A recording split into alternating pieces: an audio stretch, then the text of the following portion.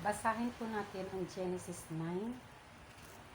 Nakipagtipan ang Diyos kay Noe. Si Noe at ang kanyang mga anak ay binasbasan ng Diyos. Magkaroon kayo ng maraming anak at punuin ninyo ng inyong supling ang buong daigdig. Matatakot sa inyo ang lahat ng hayop, pati mga ibon, ang lahat na gumagapang sa lupa, at ang mga isda. Ang lahat na ito ay inilalagay ko sa ilalim ng iyong kapangyarihan, gaya ng mga halamang luntian na inyong kinakain. Lahat ng mga ito maaari na ninyong kainin. Huwag lamang ninyong kakainin ang karne hindi inalisan ng dugo, sapagkat nasa dugo ang buhay. Mananagot ang sino mang papatay sa iyo, maging ito isang hayop. Pagbabayaran ko ang sinumang tao papatay ng kanyang kapwa. Sinumang pumatay ng kanyang kapwa, buhay ang kabayaran sa kanyang ginawa, sapagkat sa larawan ng Diyos ang tao'y nilikha. Magkaroon nga kayo ng maraming anak upang manirahan sila sa buong daigdig. Sinabi ng Diyos kay Noe at sa kanyang mga anak, ako'y nakikipagtipan sa inyo ngayon, pati na sa inyong magiging mga anak.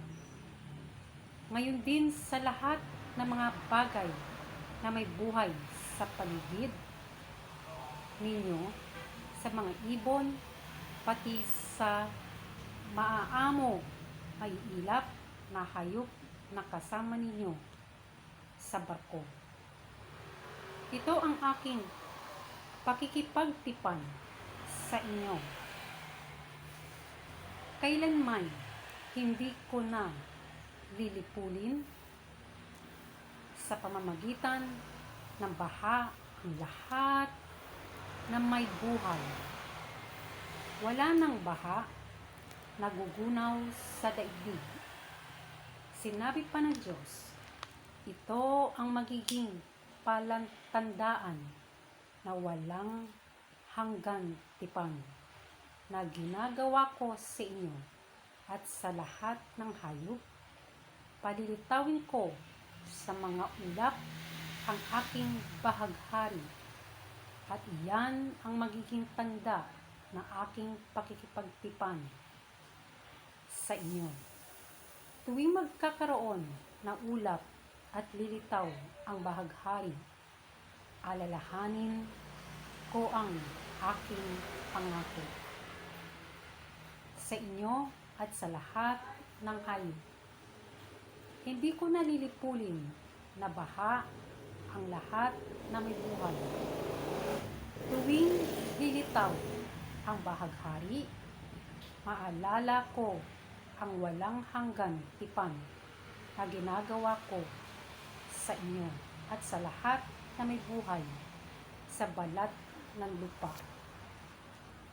At sinabi ng Diyos kay Noe, ito ang tanda ng aking pangako sa lahat na nabubuhay sa lupa. Si Noe at ang kanyang mga anak.